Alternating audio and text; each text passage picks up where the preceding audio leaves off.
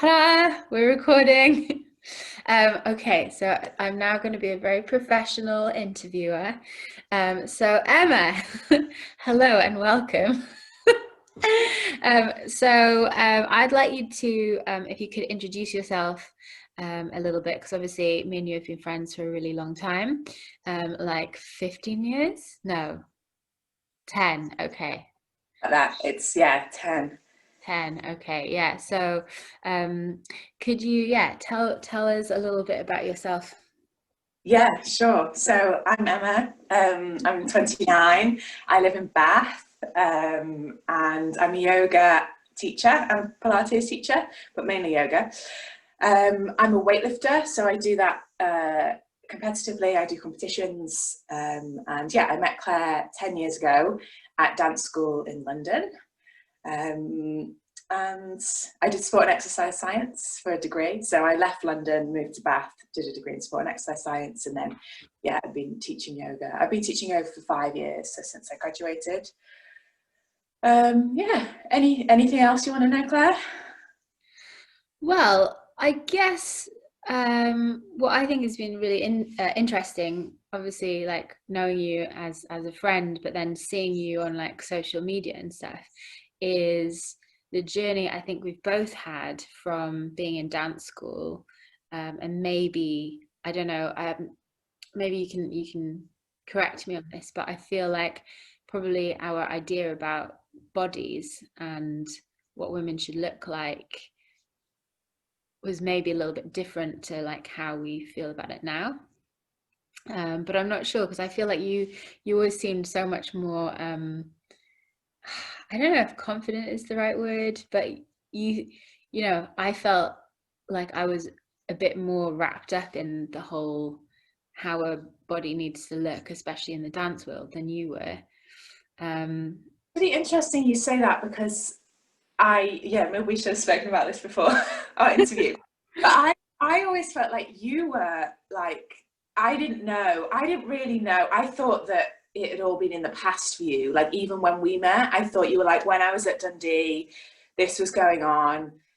But I thought from the point when you were in London, like you would like yeah that you were exercising because you loved it, like that's what you would always say, and you would never like openly say no, I'm I want to make sure that I'm like staying a certain weight or look or whatever. um yeah, so it's kind of been interesting for like me to realize from what you've been saying recently that maybe that didn't happen as early as maybe I thought it did for you. Do you know what I mean? Like maybe it happened more recently. yeah. I guess for me, yeah, maybe it did happen earlier for me than for you, even though, yeah, I guess we didn't really know about that because I think my major struggles were earlier, like when I was a teenager. By the time I was dancing, things started to change for me. Like, and dance really helped me actually because I, for the first time, was doing an exercise that I loved, and I was doing it because I wanted to get better at it. Like, I was like trying to get better at dancing. So that was the first time I'd done like a sport or an exercise pursuit that was about becoming better at that thing and enjoying that thing. So that, yeah, so that was really a big turning point for me, was actually doing the dance. And then there was a bit, it wasn't like that was it, like, because that was 10 years ago. And like when I moved to Bath and I did CrossFit, and like CrossFit's a bit like full on, and like a diet for like a month, like thinking, oh, maybe I should be leaner if I want to do CrossFit. Like, so it's not like that was completely it, and I never like thought about like dieting or weight again. So there was a bit more. And then I guess then since I started weightlifting, and then the last like 5 years, things really did shift for me. And now I guess it's the education, like to know that, like this belief that we all have that like health means like looking lean, to really understand that that's not true. Like that was a big turning point for me. Like you can be healthy and have fat on your body, like, and it was like people didn't really think that. It was like, oh, you're always trying to work on your health, you're always trying to reduce the amount of fat you have, and that's just a lie. So yeah, sorry, long answer. No, I liked it. I would say that uh, I'll kind of answer it or respond in different points. But I think when I was at dance school, I because I do love exercising. I'm like, yes, I love that feeling, like really enjoy exercising and training. And I think that while like a good part of me was just doing it because I like loved it, there was definitely this feeling of that I didn't really articulate about needing to be skinnier or slimmer. And I would take little bits of information that a teacher might tell me and then like hold on to it. Like I remember one of our teachers said, this is when we were in college, said, yeah, really good, but you just need to tone up your arms and your legs a little bit. Oh. And I remember like holding on to that and almost feeling like, well, if I just change that thing, then I'll be like the really amazing dancer. Because in a way, like it's easier to deal with that than working on my dyspraxia because that's really tough, whereas like toning up is like a lot easier. And then other teachers in when I went to like Laban said, cake is a sometimes food to our whole class, and would walk in and say, are you guys fat today? I think you guys are looking fat today. And yeah, and so, and those little bits which only happened every so often, I like really hung on to. Yeah, but I don't think I realized that I had a disordered attitude to food and exercise until after dance school. And it's only like recently, or not that recently, but in the past few years, that I don't binge. Because I think the binge eating was actually a really big symptom of, trying to be like so, restricted and like being good, and like, yeah, it's an odd one. It's a really odd one. So when you were in dance school, when we met, like what was your opinion on like body types? It's kind of hard to remember because it was like quite a long time ago, and also I wasn't there for very long, so I only was at dance school for like 6 months. I think I always kind of think that 6 months kind of completely counter to your experience was actually really helpful for me, because I think I'd thought growing up, because the whole world, well, the whole society is like scared of fat because like everyone's so fat phobic. Like even if you're not fat, which I wasn't, you're like scared of being fat. So Yeah. like this thing was like, so you just have to like assume that you're fat and like always work on not being fat, because everyone's talking about how awful fat is, and everyone's like dieting if they are going to get fat. But when I went to dance school, I think like actually being with other girls in front of the mirrors, I was like, I'm not fat, like we've all got like great bodies here, we're all enjoying doing dancing. And yeah, it was like kind of good for me to just realize that, like, yeah, that I wasn't fat, because I think the whole time I was in school I thought that I was like the fat person, and I wasn't. So yeah. Yeah. Okay, it's interesting that we both were in the same place and had like different experiences of that. Yeah. But yeah, I guess, I mean, it's different. I think it's different because obviously you went on to do a lot more dance and to be, a dancer, and I didn't. Like I dabbled in it really. So it wasn't, I didn't have, because I quite quickly decided that I wasn't going to like try and pursue dance in any major way. I didn't have those pressures that you would have had of like trying to be a good dancer and what does that mean. And so yeah, I think it was different for us in that way. And why did you decide not to pursue dance? I don't think I was that good. I don't know. I kind of taken it up really late, and then yeah, it was all quite a short. I hadn't really started dancing until I was, well, and yeah, until I moved to London. So I moved to London to go to King's College to do maths. And then I dropped out of my maths degree, started dancing, thought, oh, I want to be a dancer. So my whole dance life was about a year. And then I was like, oh. And also, and I wasn't that committed. I loved the feeling of dancing. Like, I absolutely loved it. Like, I felt so free, and I loved like moving to the music, and it was like a therapy for me, I think, at that point in my life. And I wasn't really committed to getting better in any major way. I wasn't that bothered about, you know, having my technique perfect or anything. So yeah, so I was just like, oh, like, this has been great, but I'm not like super committed to becoming an amazing dancer. And that's when I decided to go back to uni after I dropped out, but I went back and did sport and exercise science. So why did you do sport and exercise science?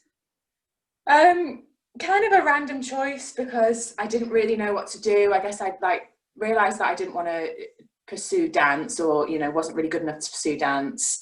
Yeah, the A levels I had were like maths and science, because I'd done maths originally. And then through the dance experience I had, got interested in the body and the way the body moves and works. So I was like just looking around, and I was like, oh, this seems to fit. Like, yeah. so yeah, I had become interested in the body, and I had science A levels, and I was like, okay, I'll do sports science. Okay. And did you have any sort of path in mind? Also, I just remembered you were also teaching when we were in London. You had also started teaching Zumba. Yeah. How did that enter into the scene, and like what was it about it that you enjoyed? Because I feel like you used to really enjoy it. Yeah. How did I start teaching Zumba? I can't really remember. It was something to do with, how did I meet those people? Some people that I knew in Putney had a Colombian coffee shop. Oh yeah. Catalina and Polvo. Capoeira. This is Yeah. why. I did capoeira. I met this guy. His wife and him both taught Zumba. I started working for them in their coffee shop. They said, oh, you should teach Zumba, because they were looking for teachers, and I was dancing. So I just went and did the day course. And yeah, but it was, I mean, it's just like, it was good. I like earned good money from it, like running around London for like a year and a bit. Yeah, I guess it was just, yeah, I was like dancing at the time, so it kind of fitted, and it was a good way to earn money. But yeah, I did carry on for a while. Like, I even did a little bit once I moved to Bath. But yeah, I guess I just wasn't that committed to like always having new routines, and like, it's a lot of work and a lot of jumping around. So it kind of like phased out. Yeah. But yeah, thought about that. How did that, so you're teaching Zumba, and then obviously you left dance school, you came to Bath. Yeah. How did yoga enter into the picture? I was working at Sweaty Betty, the shop in Bath, and The circus. they had they do like free classes in their store, and I was the one that was like in charge of like locking up that night. So I ended up like doing the yoga. And I had previously done like a class or two in London, but nothing really that I can remember. Anyway, so I ended up doing a weekly yoga class, because it was like tagged on to the end of my working day. And the woman that taught it, Chrissy, I just like fell in love with her. Like, just her like way of being, she was just so amazing. Like, I just felt like her, like when she walked in, there was something about her energy. And I did the class, and I really enjoyed it. And I think probably like, because I'd stopped doing dance and, you know, all of that movement stuff, yoga probably was like, gave me that again, like the moving and the sequences. And yeah, so it really filled that gap for me because when I left London and moved to Bath, I didn't really do any dance or anything. So yoga was that thing. Yeah, and I really liked Chrissy, and then I just started like popping into more and more classes. Yeah, so that's how yoga kind of started for me. It was here in Bath when I moved here, probably about 9 years ago. So in terms of how that fits, because so I've noticed that you have a new Instagram page called Everybody Health One. Yes, well, yeah, it is just called Everybody Health, but we couldn't get the handle. So Oh, really? Yeah, and I've kind of like gone back and forwards a bit because yeah, so I guess I'm really interested in your journey into yoga, and then you kind of added Pilates into the mix, and you also started like lifting, mm, you know, your like Olympic weightlifting stuff, and like being incredibly strong. And it's been really fun like watching you at competitions. And I guess what is my question? It's just I'm just really interested in how you seem to have like your focus seems to have shifted into you know, exploring like fitness but on in a more like holistic sense. So you know, the intuitive fitness stuff, and you know, posting about like what is diet culture and how does that work. And yeah, I don't know, I just want to know everything about about like what you think about it and like how it works and what you're trying to do with your new Instagram thing. yeah, so I guess the Instagram came about because like it is something that I have always felt like yeah, I've always felt and realized that like what pressure I was under at school and what pressure we can be under as women and men to yeah, to like conform and to look a certain way, um and it's really like, and also I've had, you know, experiences where like a friend at school had anorexia, like, you know, full blown anorexia, like, so it's serious. Like, it's not just like, oh, like, yeah, like it feels a bit bad to feel bad about your body and to like always be worrying about food. Like, it is serious for a lot of people.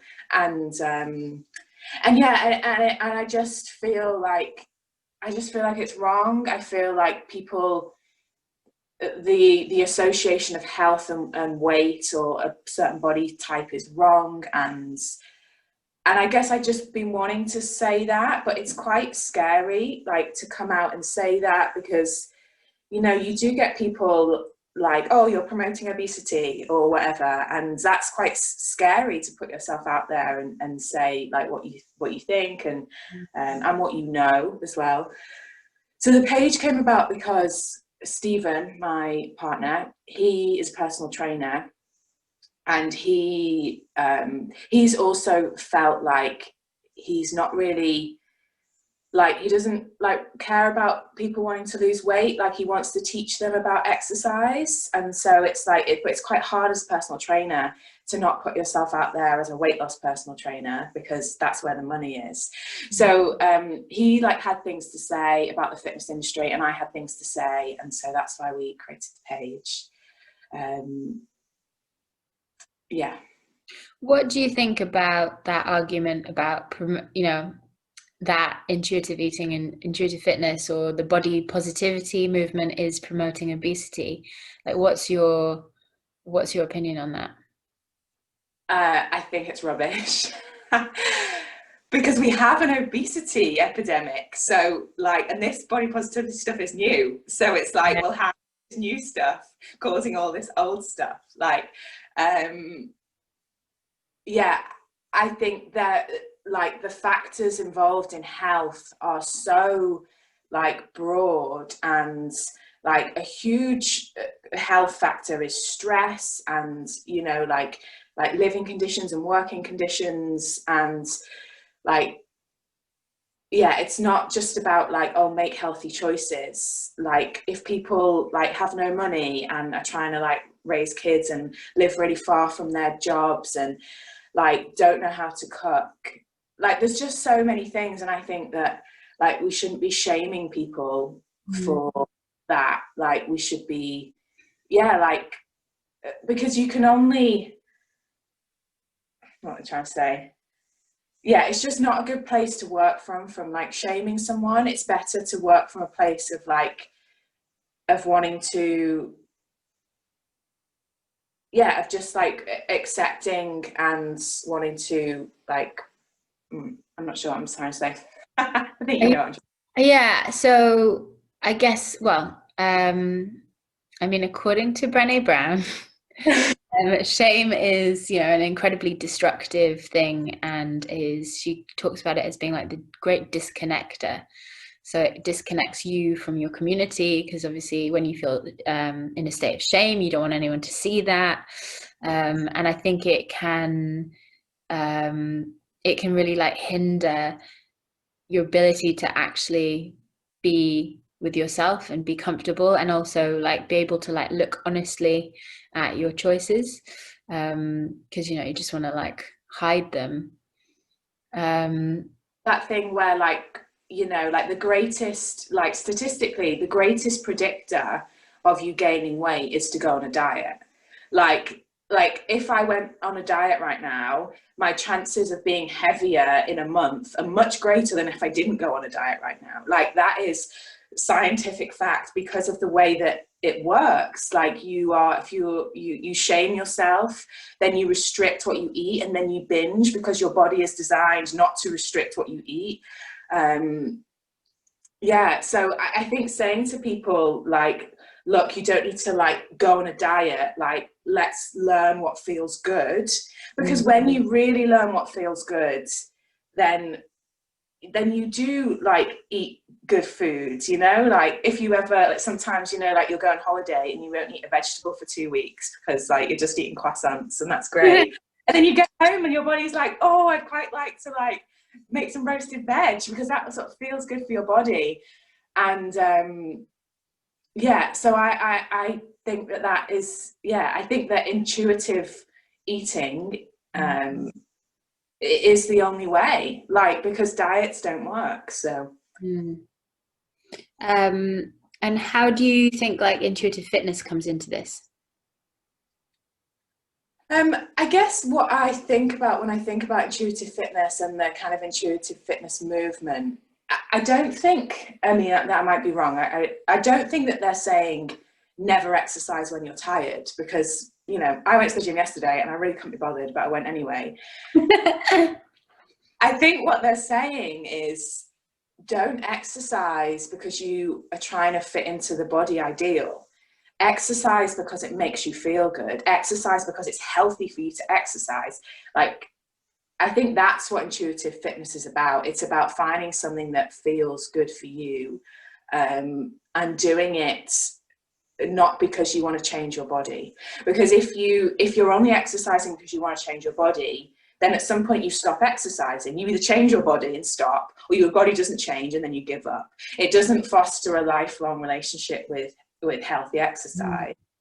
So I think that for me anyway is what the intuitive fitness and exercise movement is about. It's about exercising. It's about just giving up this idea that your body needs to change, and exercising anyway and eating well anyway, because those things are great and they make you feel good. Do you think it's possible to follow the kind of intuitive eating and kind of, I guess, exercise ethos if you're like a high performance, high level athlete? Yeah, like, yeah, I mean, since I think that intuitive fitness and eating are about rejecting like diet culture and that everyone has to be thin, then yes, because being an elite level athlete is not about like fitting your body into cultural ideals, like especially for women. Like most women athletes are not fitting into cultural ideals, like too muscular or too this or too that or whatever. So they're not like on that page of trying to fit in anyway. They're on the page of trying to get good at their sport. And yeah, I mean, I get that if you're an athlete in a program, like you have to go, and even if you're tired, you have to go. And but like they are also like being monitored, you know, like I know some athletes that every morning they have to do a jump, like a maximal jump, and if their jump isn't very high that day, then their program will be reduced because they're too tired. Like, and the whole like no days off thing is not from elite sport, it's from like the fitness movement. And cutting out food groups, like I don't know any athletes, like actual athletes who train at Team Bath that cut out food groups. Like they have a much more casual relationship to food than some of the fitness people I know in the gym. I think there's a real disconnect of people in fitness think that athletes are doing all these things and that they need to be like the athletes, and the athletes aren't. The athletes are going in, doing their training, coming home, and then lying down and resting for the rest of the day. Like they're not working an 8-hour job, then going in and then that is, I think you're right in that there being that big disconnect, especially, you know, when I first learned about tapering, you know, for people that don't know, when you reduce your training volume and intensity leading up to an event or a race or whatever, and you carb load, so you know you eat a good amount so that your body has energy stores like before, you know. But it's so different to, you know, who does tapering in the fit, you know, people are just like go go go all the time. And I also remember in dance school, before we had a big performance, we didn't taper. And there's, I think, you know, because there's ingrained the sense of the kind of like lean, muscular, petite dancers, you know, you don't want to be bloated with the water retention that may come from carb loading. And yeah, and I think that's one way that the dance world really, really differs quite drastically from athletic training models. There's no, you know, there's no days off. There's that saying that comes from ballet school, which is like, what is it? 1 day off and you'll notice. 2 days off, your teacher will notice. 3 days off, everyone will notice. Which is probably one of the reasons why the dance industry has one of the highest injury rates. It's like 80% of dancers in a year will get injured, which I'm pretty sure is higher than any other, I say sport, but you know. How do you feel about you know, how do you feel about your journey as a weightlifter? Like, how does that sort of feed into your, you know, your yoga and your Pilates and your intuitive fitness kind of ethos? Weightlifting is I guess something that I like started doing because like I was good at it, I guess. I don't know, like I like took to it quite well. So and I am the kind of person where like I thrive if I'm good at something. Like I'm not great at being like not very good at it and working my way up. I'm like better if I'm already good at it. So so I started weightlifting because I took to it quite easily, and the weightlifting scene is quite small, so I did quite well quite quickly. And it's just, I guess it's that thing that I got from dance as well. It's that thing of doing like movement and exercise. Well, and I get it from yoga and I get it from Pilates, for reasons that are nothing to do with like the way I look. They're to do with like getting better at something and feeling empowered by that.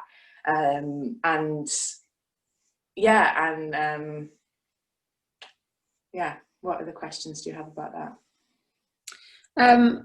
do you notice within the community, like, do other female weightlifters have the same attitude to you about it? Or, do you feel like supported within your community, or do you feel like you're kind of standalone? Yeah, I mean, I guess the thing to talking about weightlifting is that like there are weight categories in weightlifting. So like people do, and I do, like weight cuts to get into a lighter weight category. And I think for me, I've definitely, because I really know that my health and my fitness is not, I would not be healthier and fitter if I was lighter necessarily. So because I really know that and I believe that, when I am losing weight to be in a weight category, it is just that, it is just, to be in that lighter weight category for a day, not attaching any worth to that. But I think other weightlifters, perhaps who haven't completely rejected diet culture, like, yes, they're saying, oh, it's because I want to be in this category because I'm more competitive in this category, but also they actually just want to be smaller, whereas that's not the case for me. Like I just want to be fit and healthy and feel good, like and that doesn't mean that I'm smaller or bigger, it just is where I am. Mm. Yeah, so sometimes it's hard to see people who are like pretending that they are losing weight for weightlifting, and actually they're losing weight because they are still wrapped up in this thing of like wanting to be smaller. But today actually, and on my Instagram, I just posted it this morning, one of the best weightlifters in the country who's going to go to the Olympics next year, she put a post up, and there was the picture of her when she was smaller, and she was like, people think that I was healthier here and, like fitter here. And she was like, I'm fitter now, I'm going to the Olympics. Like, I couldn't do the training I did then. I have much better eating habits now. So yeah, there is a mix of people and how they kind of see things. Mm. I, Yes. th- I think there's definitely a fear aspect involved in looking at your beliefs and your eating habits and your body beliefs, because from personal experience, like, my resistance to looking at that stuff was like, what happens if I let go of these beliefs and then I suddenly get fat, and then I'm not attractive, I'm not wanted, I'm not, and it's that whole thing about our, as women, and maybe it's coming more into for men as well now, but I'm not sure. But for women, like, our worth has for so long been like tied up in, are you sexy? Like, because the only women you see in the media and in films, and the guys that you see like Hollywood celebrities dating, they're all young, slim, like, there's that whole thing. I don't want to get sued, but there's one particular actor who's really well known for basically discarding his girlfriends once they reach like either 28 or 26 or something, and then kind of like replace, and then he's out again, and he's obviously aging, but his girlfriends aren't, because he just keeps getting a new one. So what kind of message does this send to young women and like girls growing up? What message does this send to women who are in their 40s and their 50s, that you're not visible anymore, you're not important anymore? It's just like, it's just madness, I think. And yeah, so that feeling of like, maybe it's something to do with control as well, actually, because if you can control, if you feel like you have a way of controlling how people see you, how people perceive you, how you look, then maybe you feel like you have more control over your value and your worth. And letting that go is scary, because then you have to consider, like, what is my worth, and do I actually value myself? And if I don't, why is that? And if I do, what do I base that on? So it's like proper, like existential, almost existential, like who am I questions. And yeah. Yeah, I think it is really hard because society is like that, judges women on how they look, and I think that's the crucial bit. Like that's the bit where you say, hey, like that's not right. Like if there were other issues in society, you know, we're standing up, and like racism, we're standing up and we're saying, hey, like that's not right. So why, like as women, are we just going to go along with it in the, you know, rather than being like, oh yes, like that's how it is, so I'll just make sure that I, you know, like look a certain way because that's how it is. Like, why don't we stand up and we say, hey, that's not right, like that's a system that's been created, this idea that like women's attractiveness is somehow valued way more than men's attractiveness is. Like someone created that, and we can say, hey, we don't want to participate in that and we want to reject that. Like, yeah. and I think it's important. There's a book out that I think, well, I bought it and I'm like, yes, I can't wait for it to come. So I was listening to an episode of The Guilty Feminists, and they've recently done one, either called Size, I think it's called Size, and it's obviously about you know, women's weight and fat shaming. And one of the guests was the author, I think she's called Stephanie, of a book called Fattily Ever After. Okay. And it's about her experiences being a Black woman who's, you know, considered fat, and her, yeah, what was it that I was going to say about that? It's like they read out a chapter of her book, and it was brilliant and like super funny, and yeah, I feel like everyone should buy it. But there was a reason that I was going to say something about that. Oh well, this is just a shout out then. Yeah, that's good. Yeah. That whole episode is really great, actually. What were we talking about just before that? Yeah, you were just saying it's hard to let go of not wanting to like control your weight and like trying to, like, you know, look slim and attractive. Like it's hard to let that go because Yeah. that's what, like, yeah, it seems that is important. Yeah. Well, we obviously covered that one. Yeah. I think we solved the whole problem. Yeah. I think I just had one more question. Let's have a look at my notes. Questions for I Emma. think, can I just say before you the last question, I think for me, like, it's actually the biggest reason for me to like feel the way I do is not actually like the feminist issue, although like that argument is super strong, but it's more the issue that of like health and fitness, like to realize that like the health and fitness industry is only showing like thin people and like talking about weight loss, like so that everyone thinks that being fit and healthy is being really lean. Like to understand that that's not true, like that is the biggest transformation for me.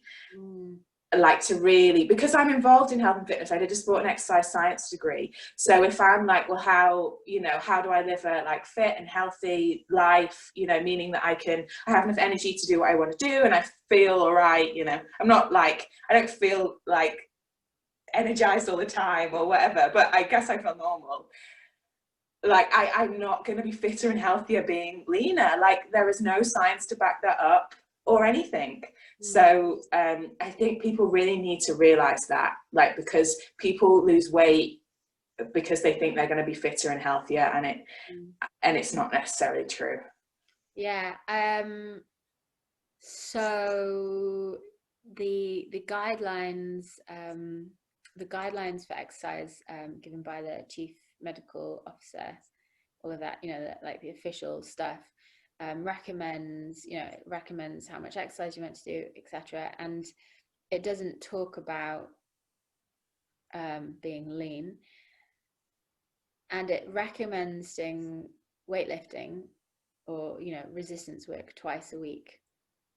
And it actually says that over that amount of time, you don't really see a significant amount of increase in the health parameters that they're looking at, which is interesting because a lot of people, myself included, I do probably resistance work like 5 days a week. No, it's more like 4. It depends if you consider body weight as well as like weighted stuff. So that's interesting because I think you're right. There is this sense that it needs to be more, like the more exercise you do, the more benefit you get, but it's actually a lot more dose dependent. It's like a medicine, like up to a point you get benefit and then it'll plateau off and then it'll actually start to adversely affect, I don't know, it could be joints, it could be like metabolic stuff, but then the difficulty is that where our society is really polarized, I mean in loads of ways, but we have a small group of people who are really fit and who possibly even like edge it over into the over exercise category, if in terms of people who are like doing marathons for fun and stuff. And then we have a huge like the majority of the population is not getting anywhere near enough movement in their day, and that's even including like light activity, like a stroll. So I feel like the government is like really, well, I guess it's the government bodies anyway are really strongly trying to like push in this, like you have to exercise, you have to move, you have to exercise. And it's almost like that message like penetrates a certain amount and then like diffuses and clings on to some people really strongly, and we get fixated with that, and then other people are like don't have the headspace for it or whatever. So maybe that's, I feel like you said earlier about people who maybe can't cook or don't have have job far away and have kids, and it's a lot. I think that from what I've seen in my studies at the moment is that we could make it so much easier for society to be healthy if we start to deal with our environmental issues. If we increased green space and made it easier and nicer to walk, because the studies show that people will walk and will hang out outside if the pavements are nice, if it's not like full of cars, if it's like kids will play outside if it's safe. But if you're in a neighborhood where everything's concrete and there are like needles in the playground, like it's better in some cases to stay indoors.